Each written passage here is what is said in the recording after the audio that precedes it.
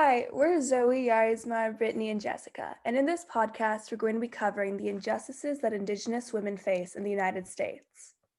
The fact is that Indigenous women are at much higher risk for sexual assault and violence, and thousands of Native women are murdered and deemed as missing each year.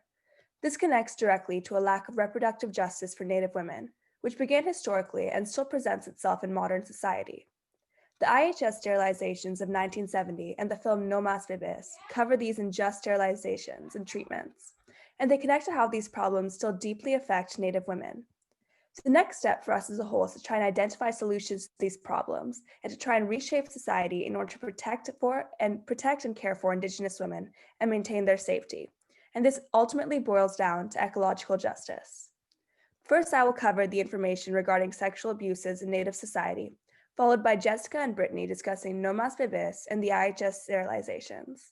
Finally, Yarismar will tie this information into the necessity for ecological justice. Okay, so let's begin.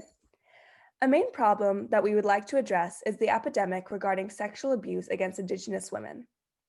Native American women are 3.5 times more likely to be victims of sexual abuse than other racial groups, with a projected 33% of women expected to be raped within their lifetimes. Since the majority of perpetrators are non-Native, these rapists and abusers are unable to be prosecuted under tribal law.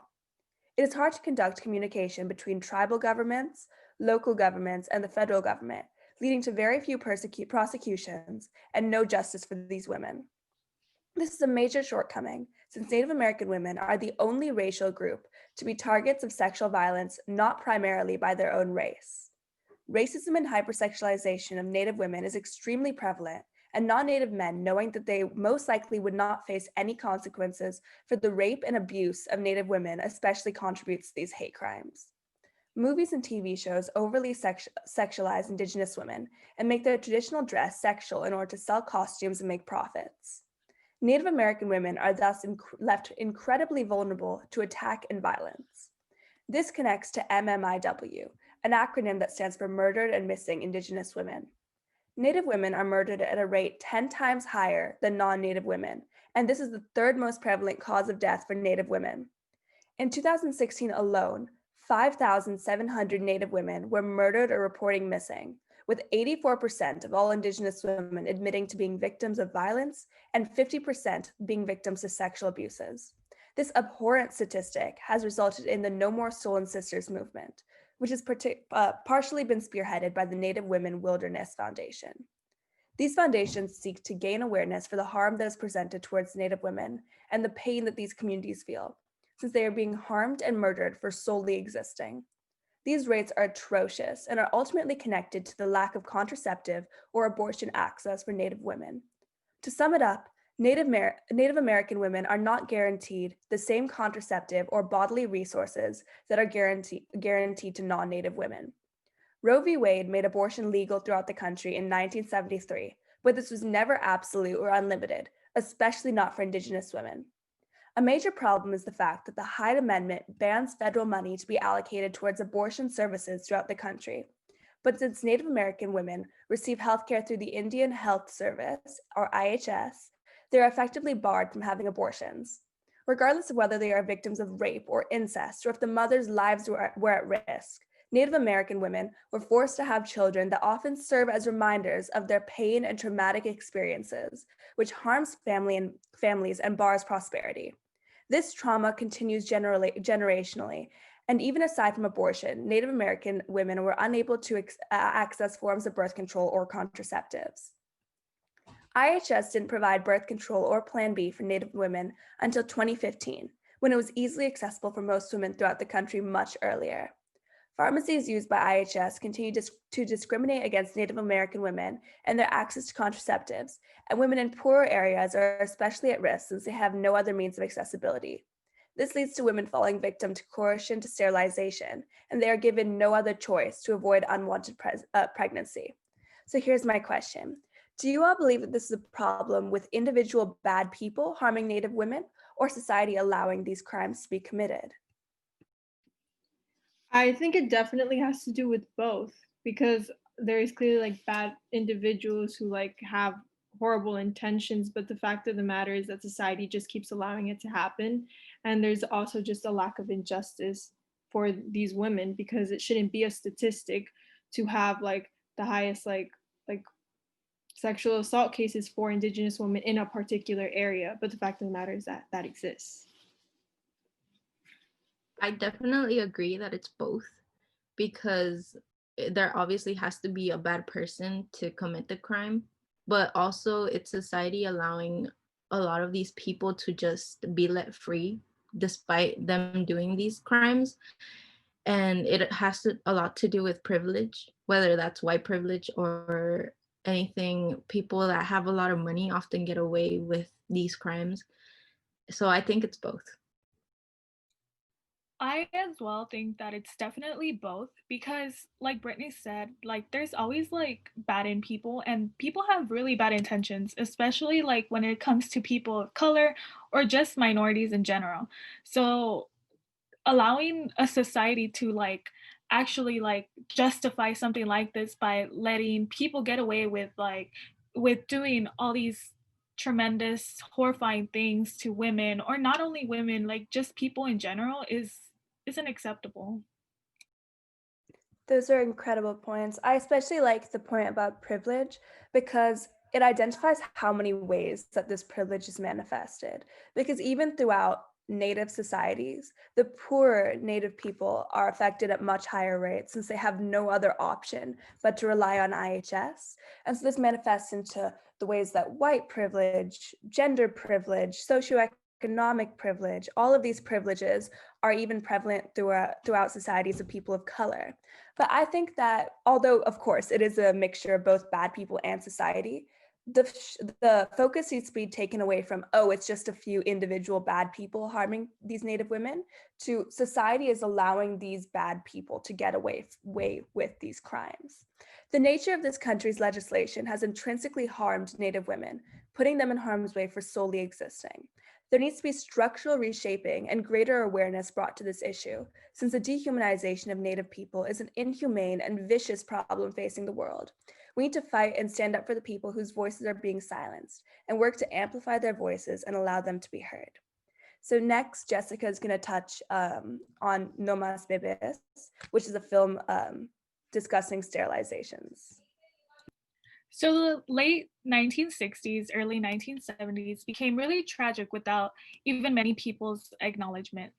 Women who were going to seek help when giving birth at LAC plus USC Medical Center were sadly being deprived to the right to reproduction. These women were being taken advantage of in the way that because they did not speak English, they were coerced and lied into signing a consent form for their sterilization.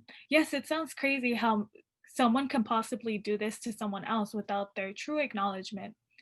It makes you begin to think, what more can these medical professionals be capable of doing, and if they will go about it? These doctors wanted to play God in the sense that because they thought minorities were coming to have so many kids, they had to put an end to it.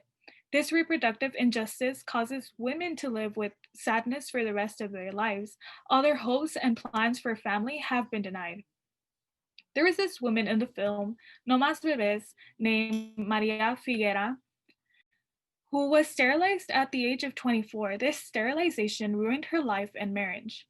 Maria was at such a low point in her life that after her husband didn't allow her to testify publicly because of the fear that people were going to know all about them, also because machismo has been a common issue within marriages.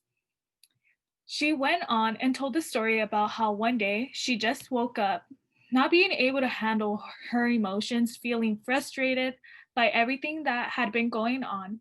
She wanted to end it all. In fact, she ran from her house and went on to climbing that fence on the 10 freeway bridge, ready to go and put an end to her pain.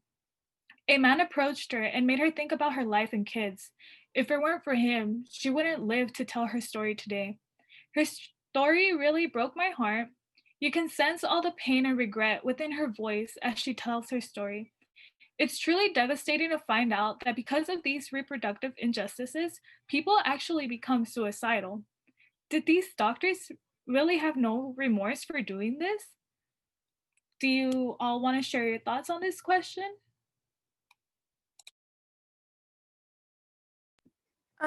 I definitely that was very well said, Jessica. I think that the point that the doctors thought that they were doing good. They genuinely believed that there shouldn't be as many Native people in society, and this is just like absolutely disgusting, especially the way that the mentality has manifested itself throughout our society that allows people to hurt people and purposefully ruin their lives under the feign of thinking that this is something good that they are doing. So honestly, I don't think that they felt any remorse. I think that they wanted to do this and believed that if they kept doing this, they would better society, which is just the most disgusting thing to think of.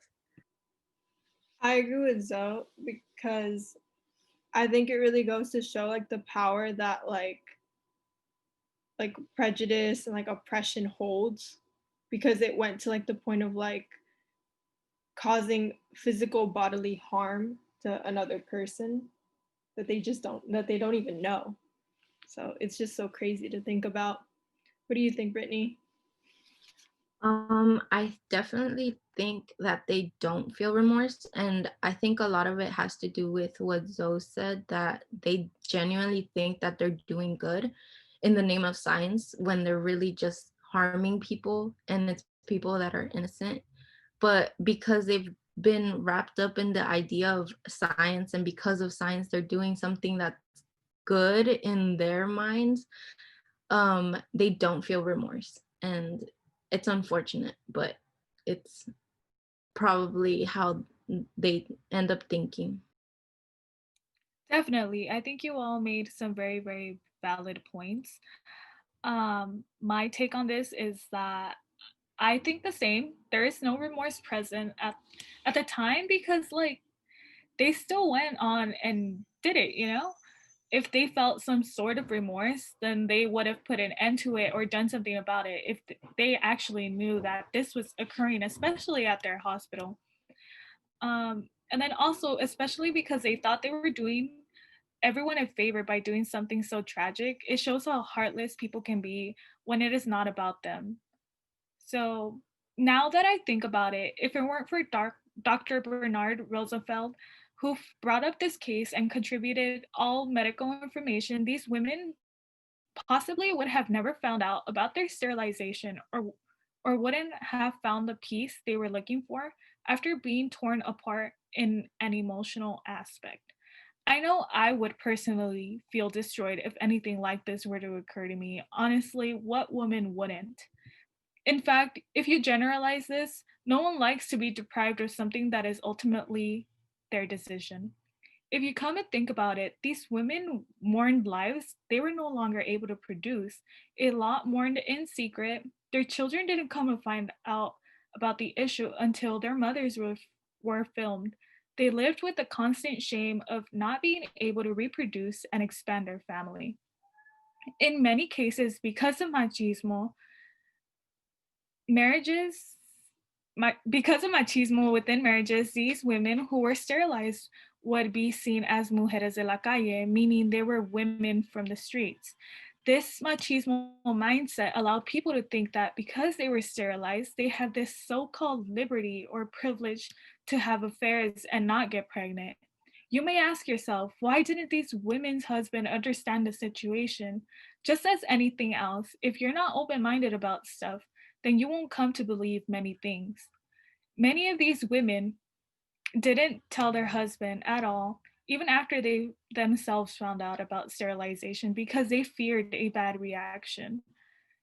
The ones that grew the courage to tell their husband were not all lucky. Many were abandoned or suffered from physical abuse because these men believed they asked for sterilization. So, Brittany, we're dying to hear about IHS. So, As you may or may not know, the IHS is short for the U.S. Indian Health Service. I think that when people hear the word genocide, the first thing that comes to mind is gas chambers during the Holocaust. But when we really dive into the meaning of genocide, there is something much greater there. Its meaning is the actual intent to destroy, in whole or in part, a national, ethnic, racial, or religious group. Today, when I think about genocide, my mind goes to the IHS. It's the kind of genocide I want to talk about today because it's the forced sterilization of Native American women. It's a less visible measure, but one whose intent is still to prevent Native women from giving birth to the next generation. I'd like to start off by talking about the two main types of sterilization among women. The first one is known as a hysterectomy, and the other is a tubal ligation. A hysterectomy is a procedure used to sterilize women where the uterus is removed through the woman's abdomen or her genitals. This was a procedure that was routinely used for the unconsented sterilization of Native American women in the 1970s. The tubal ligation is where a woman's fallopian tubes are tied, blocked, or cut off. Hysterectomies are the most complicated and can have many follow-up health complications. I'd like to point out that there are records of doctors being quoted saying that they chose to do hysterectomies knowing that they are far more intrusive and dangerous because it posed as a challenge to them, which is outrageous in its own. And that alone should tell you what these doctors really valued, and it definitely wasn't human life. Forced sterilization is something that hasn't happened once, but rather it has unfortunately been a recurring theme in the US, especially among minority women. Between 1907 and 1939, more than 30,000 people in 29 US states were sterilized, unknowingly or against their will, while they were incarcerated in prisons or in institutions for the mentally ill. Nearly half of the operations were carried out in California. It was clear that race and class figured prominently in the decisions by panels of doctors and public health practitioners as they targeted for forced sterilizations those who were poor, non-white, and who were perceived as foreigners. As a Latinx woman myself, it's scary and sad to know that my people are being targeted just because of who we are and where we come from, two things that we have no control over. The U.S. Indian Health Service later applies forced sterilization to American Indian women in the 1960s and 1970s, sterilizing 3,406 Native American women between 1973 and 1976. In 1976, the U.S. General Accounting Office admitted that this took place in at least 4 of the 12 Indian Health Service regions. The numbers included women in Minnesota as well as 36 women under age 21, despite a court-ordered moratorium on sterilizations of women younger than 21. It is said that in cases where consent may have been given, it was because of threats to take away their welfare or health care. I'd like to mention that their study was very limited and the actual numbers are likely considerably higher.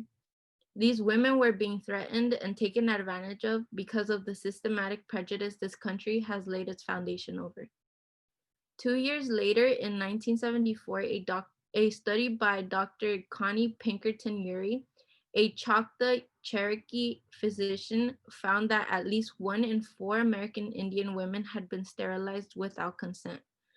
Dr. Pinkerton Urey concluded that the Indian Health Service appeared to have singled out full-blooded Indian women for sterilization procedures. Some experts estimate that the percent of American Indian women who were sterilized might even approach 50%. The targeted women were between ages 15 and 44. And it definitely did not end there. In fact, California prisons authorized sterilizations of nearly 150 female inmates between 2006 and 2010, driven in part by anti-Asian and anti-Mexican prejudice, in a practice that wasn't outlawed until 2014, which was only 6 years ago. Southern states also employed sterilization as a means of controlling African American populations by means of Mississippi appendectomies, which was the name that was given for unnecessary hysterectomies performed on women of color as practice for medical students at Southern teaching hospitals. A third of the sterilizations were done on girls under the age of 18. some girls reportedly as young as 9 years old. This is blatant systematic racism in an oppressive and fascist governmental system at the hands of doctors who pledge to do no harm to humans. It's unfortunately and it's unfortunate and it's disgusting to hear. I'd like to give the floor now to Yadis Martin, who will be closing up our podcast with the concept of ecological injustices. Yes, thank you. Well, considering all the problems society has, one can say ecological justice is our only means of survival in a world of oppression. This world contains greed and a societal construct that values tangible items over good morals. It is a world where a woman is less than another because of citizenship status and is therefore forcibly sterilized, all of which stems from a colonialist ideology that manifested itself in capitalism and therefore our everyday lives. Let me explain why.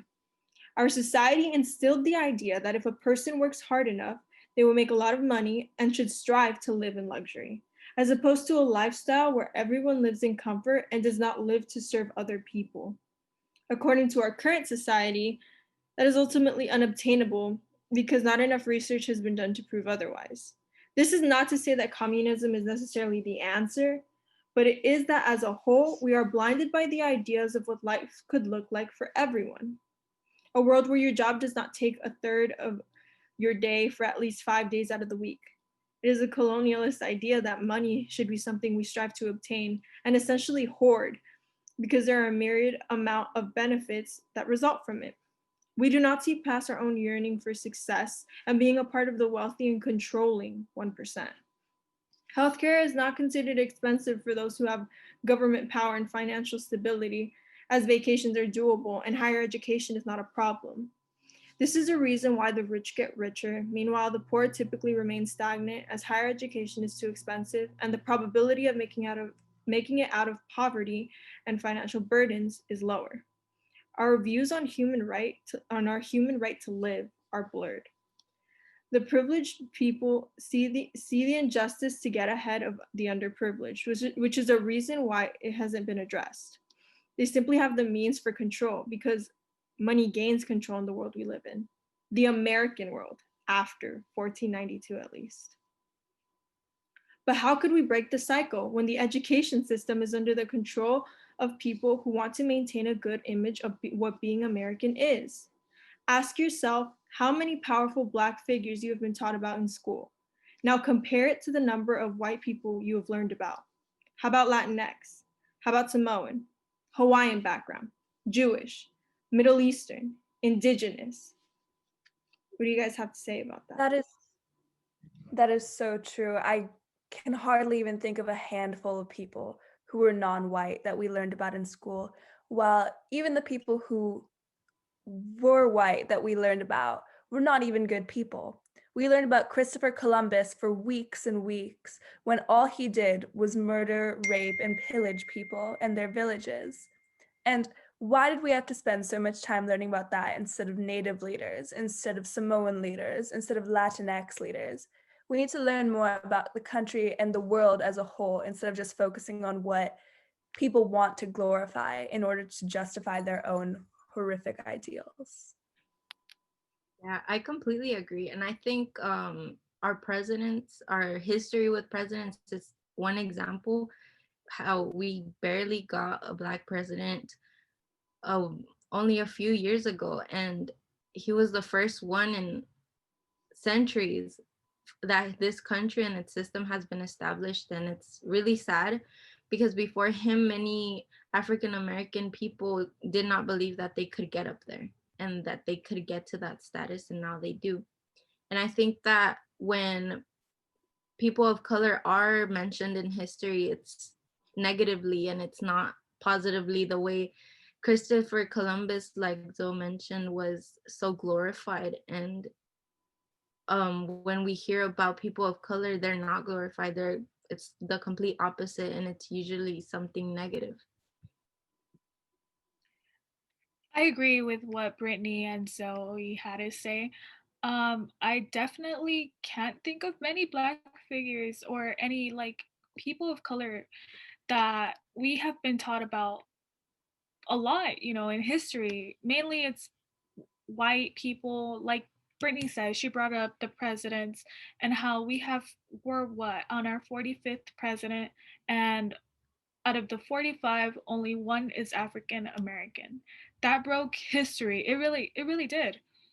Um, but if you really come and think about it, yes, it's one step into a better society, but unfortunately, how our society is built, people don't want to do anything with any like people of color, which is why we're only taught what is beneficial for our country and doesn't make them seem bad or as less smart or as less how can you say this, as less, I guess you could say, um I don't know how to put it, but point is that they don't want to be seen any less than any other race. They want to be at the top, and that's all that matters to them. They care about being superior. Yeah, I would agree. In history, it does seem like white people are constantly seem to be the superior. It would not be much of a problem if most of the figures you learned about were not racist, sexist, xenophobic, or homophobic. However, most white figures are. Most of the historical figures I learned would have hated me because I'm Mexican and my parents came here in search of a better life. And I'm sure this is applicable to many other people. Educating people on the history of Black, Indigenous, and people of color and the tremendous roles they played in the country is extremely important. We belong there. We belong in history because we're a part of it too. It is widely known that ethnic studies courses have not been given the same emphasis of importance in the school curriculum, when it very well explains who the monsters of our history are. The way history is currently taught emphasizes colonialism and manifest destiny as powerful and good, which could not be farther from the truth. As Zoe has said, the settlers were murderers and nearly wiped indigenous people off the face of the earth. Christopher Columbus discovered absolutely nothing as I stand on Kins and Tongva land that was claimed before 1492. Adding on to that, white people preserved slavery for as long as they possibly could in order to get free labor from it and feed into their superiority complex. They created a standard of beauty that fits into the white image, which impacted Latinx greatly as colorism emerged. This in turn furthered the anti-Blackness rhetoric, which is a visible problem we have today. Everything connects with capitalism. Even the social constructs that are in place were heavily influenced by colonialism. Abortions weren't a problem until slavery was abolished because how else would a white man get free labor? He needed his kids to take care of the field. He could guarantee to have kids if the woman could not get an abortion. So this matter was pressed until abortions became illegal in many states. Gender became a way to divide men as powerful and women as inferior. The same thing happened with race, as white men wanted to be the superior race. It really explains why racism and sexism are so common, because white men, being the majority in their civilization, wanted to make themselves win economically, and unfortunately, it worked. However, I like to think that it won't for long. Ecological and reproductive justice is obtainable. People just have a lot to learn and unlearn from the society we have grown up in. Thank you for listening to our podcast. If you would like to hear more, please press the subscribe button and please leave a comment on what topic we should cover next week. It was an absolute pleasure to know you are listening. Have a great rest of your day. I hope everybody enjoyed our podcast, and we hope that we've inspired you to try and make some change and help contribute to protecting Native American women in our society and just make your voice heard and amplify the voices of the people who need to be heard. There are some great organizations you can donate to, such as the NARF, or the Native American Rights Fund, the NWI, or the Native Wellness Institute, the WWP, or the Warrior Woman Project, Sitting Bull College, the First Nations Development Institute, Red Hawk Native American Art Council, the Native Women Wilderness Fund, and many other organizations that you can find with a quick Google search.